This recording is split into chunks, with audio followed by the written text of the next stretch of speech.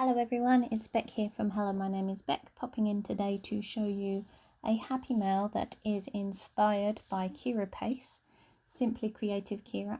She sent me this little zine which is about herself and for others to use in Happy Mail, and I opened it up to see how she'd created it because she'd used an A4 piece of paper and it folded up perfectly. So I wanted to recreate it but in a bigger size. So I did my workings out and I worked out that I needed 2 single-sided sheets of 12 by 12 paper to start with. So we will take the paper that we want to be on the front of our Happy Mail, which is going to be inspired by the zine, and it's 8.5 that we're going to cut it. So we've got 12 inches by 8.5. So the 12's across the top and the 8.5 is down the bottom. The second paper we're going to use, I'm just going to cut off this edge here. So the second paper we're going to use doesn't necessarily have to be the front cover, but it's another coordinating paper, and that's going to cut at 8 by 12. So the 8.5 is because we want to have a tab that we can actually connect the 2 papers with. I have done both of these with the back paper having the tab, but I actually found that when you want to create a good looking version of this, you actually want to have the tab on the front paper. So that's why when I said about actually choosing the front paper for our flipbook, actually having that 8.5 inch length. So you saw me score there, it's just ½ inch, so that our eventual length is going to be 16 inches because we've got 8 and 8 added together. Now, I don't think I actually did this very well in putting the 2 pieces together. I should have paid more attention and spent more time on it, but I think I was just rushing to get this filmed. So I'm just going to use double-sided tape. This is actually a really good quality double-sided tape that I got from a scrapbooking store in Bathurst. I am running low on it, so me and Mary will have to take another trip there soon. So what I did was I actually put the 2 pieces of paper together and I held them and then peeled off the paper, but I should have really concentrated on making sure that the pages were perfectly together. And if this is my tip to anyone, is make sure that the pieces of paper are beautifully together, and you will see some mistakes later. So I'm just putting the 2 pieces together and actually just folding that edge there. So I'm actually putting the edges together and making sure that the fold is correct. I'm sorry I'm playing with my camera a lot. It's because the grasp that I have keeps sliding. You'll notice that the screen keeps changing a bit. So I'm just taking Kyra's zine here and just checking out that I have this in the right way. So now I'm folding the 2 papers in half along the long edge. So on that long length, I'm taking those 2 papers and folding them in half. Then I'm taking each edge and folding it into the middle to make sure that I have it in quarters.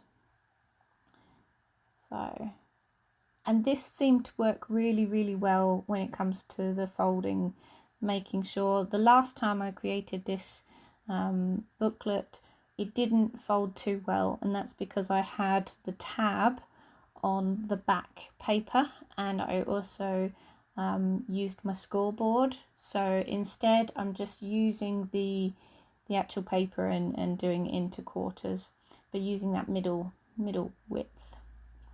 Okay, so bending each of those back, and now I'm taking Kyra zine and I am putting my paper that I want on the front to the left hand side, and then I'm cutting across the middle there in that little slice. So I'm taking my craft knife, my metal ruler, and I'm going to cut in that middle section just there across those 2 panels.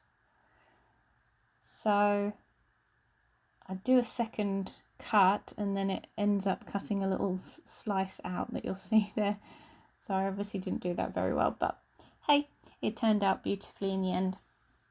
So, and I'm also gonna, you see in the middle there, you've got a little tiny triangle. That's where I didn't pair up the papers good enough.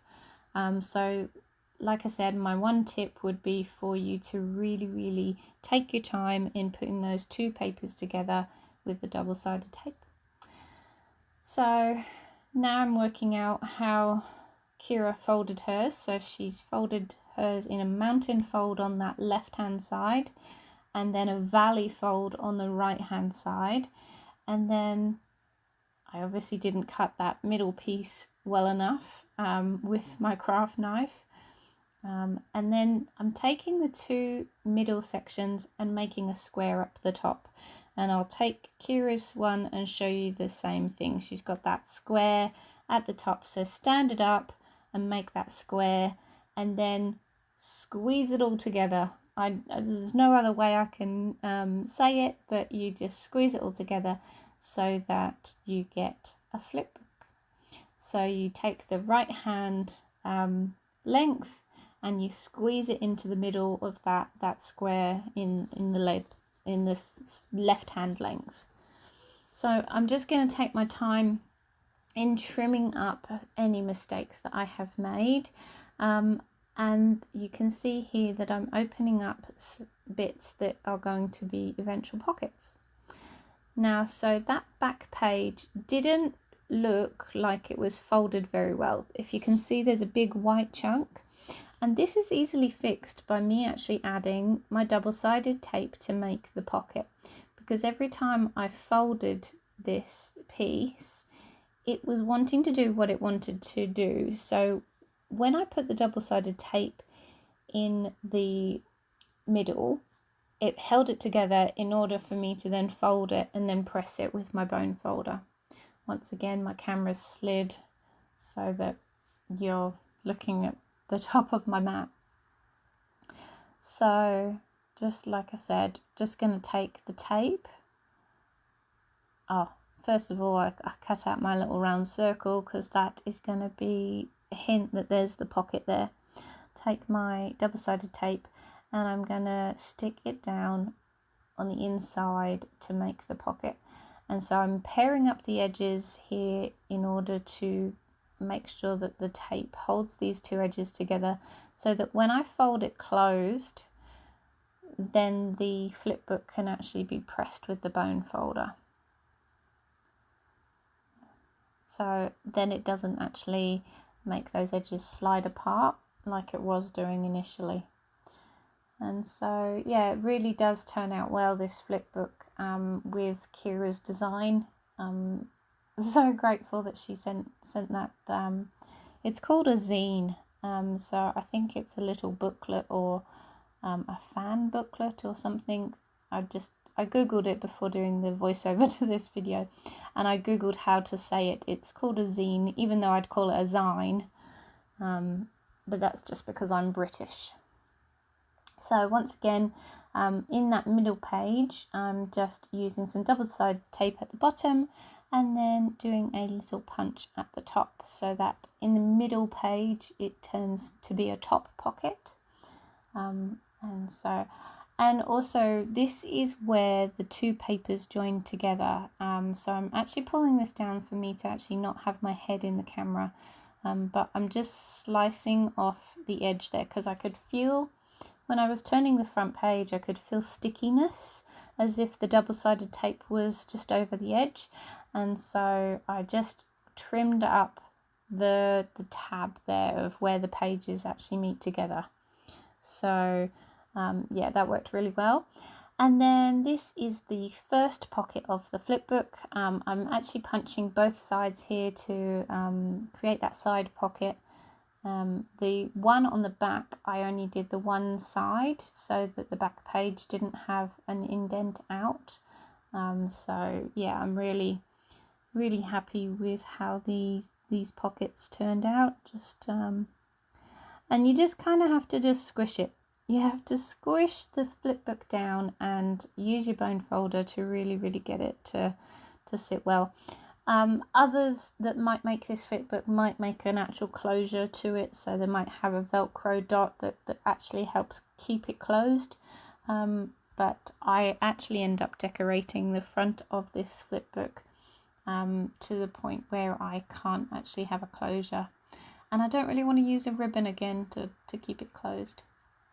So yeah, that's the way, and I'm just going to hop off now and decorate this and then come back and show you my decorations. So this is it decorated. I've done a shaker window on the front with a cloud. I've used some purple sequins and white sequins and clear sequins and some seed beads. And I've written, I've got a sentiment on the front that says one of a kind. That's from Bloom Street.